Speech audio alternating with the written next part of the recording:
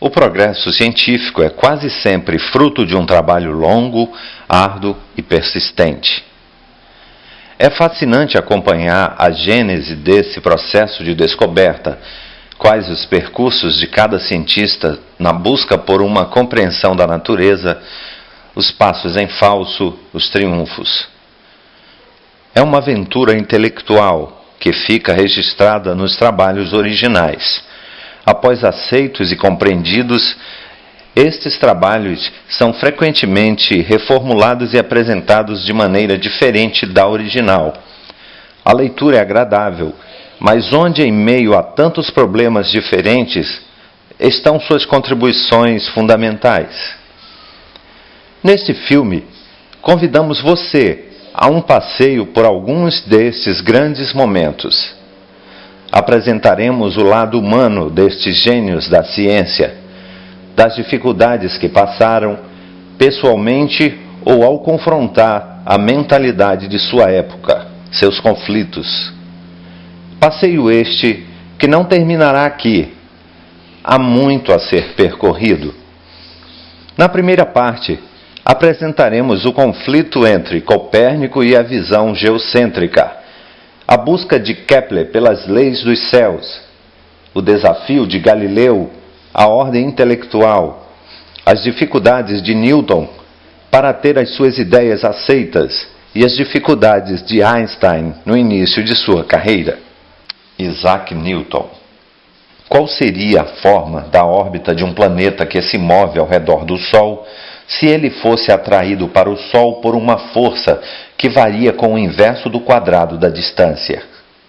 A resposta a essa pergunta revolucionou o estudo da física e deu origem ao mito que foi Isaac Newton. Se vi mais longe, foi porque estava sobre os ombros de gigantes. Nesta frase, Newton reconhece as contribuições de Copérnico, Galileu e Kepler em suas descobertas científicas. Isaac Newton é considerado o pai do estudo do cálculo infinitesimal, mecânica, movimento planetário e a teoria da luz e da cor. Conquistou seu lugar na história ao formular a força gravitacional e ao definir as leis do movimento e da atração no seu trabalho fundamental, Principia, o primeiro livro de física teórica.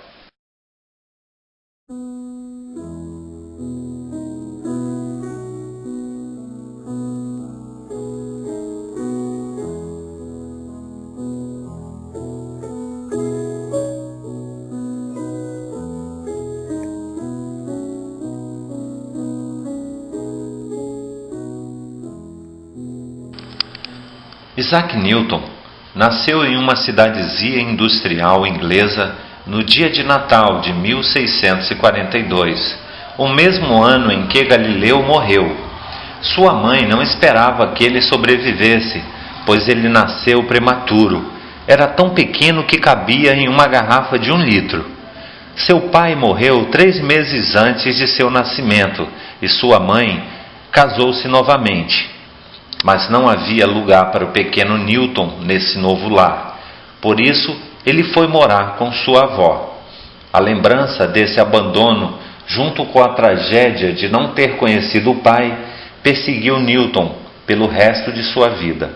Em 1665, devido à peste bubônica, a universidade fecha e ele volta para casa. Nos 18 meses que passou em casa durante a peste, ele se dedicou à mecânica e à matemática e começou a se concentrar em óptica e gravitação. Este ano miraculoso, como Newton o chamou, foi um dos períodos mais produtivos e férteis de sua vida.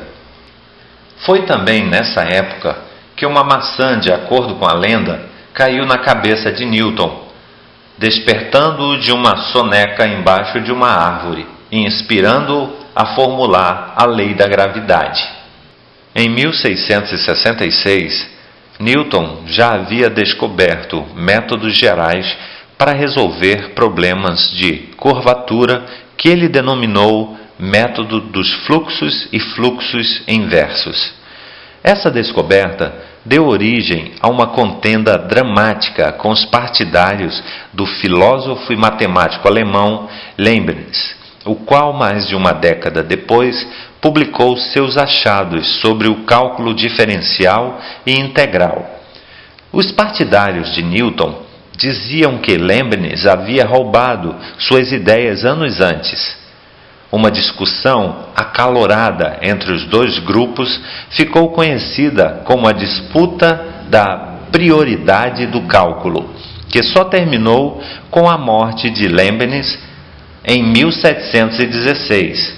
Os ataques maldosos de Newton, que frequentemente transbordavam para as ideias sobre Deus e o universo, assim como as suas acusações de plágio, levaram Leibniz à miséria e à desgraça. Em 1669, aos 28 anos de idade, é nomeado professor lucasiano de matemática, vaga essa ocupada hoje pelo grande gênio Stephen Hawking. Os primeiros estudos de Newton como professor lucasiano eram centrados no campo da óptica. Seu objetivo consistia em mostrar que a luz branca era composta de uma mistura de vários tipos de luz, cada uma produzindo uma cor diferente do espectro quando refratada por um prisma. Ao estudar a terceira lei de Kepler, Newton se propôs a descobrir a causa das órbitas elípticas dos planetas, resultando na dedução da lei do inverso do quadrado, mais conhecida como lei da gravitação universal, que diz que a força da gravidade entre dois objetos é inversamente proporcional ao quadrado da distância entre os centros desses objetos. Newton estava começando a perceber que a lei da gravitação é universal. A mesma força que causa a queda de uma maçã no solo é a mesma que causa o movimento da Lua ao redor da Terra. No primeiro volume dos Principia, ele formula as 3 leis do movimento. Primeira, todo corpo continua em seu estado de repouso ou movimento uniforme, em linha reta, a menos que seja forçado a mudar esse estado por forças atuantes nele.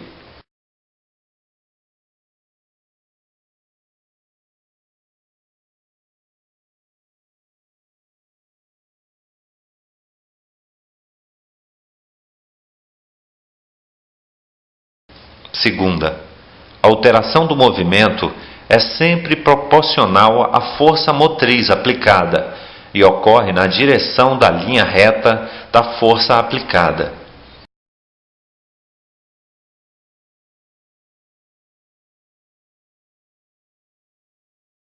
Terceira, para cada ação há uma reação igual e contrária, ou equivalente. As ações mútuas de dois corpos, um no outro, são sempre iguais e em direções contrárias.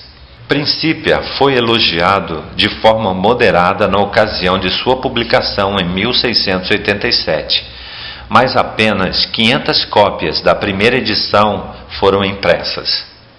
Ele foi nomeado Sir pela rainha Anne em 1705. Morreu em março de 1727 após ataques de infecção pulmonar e gota. Não sei como pareço ao mundo, mas para mim, me sinto como um menino brincando em uma praia, me divertindo, encontrando aqui e ali um seixo mais liso ou uma concha mais bonita do que as outras, enquanto o grande oceano da verdade jaz totalmente inexplorado diante de mim.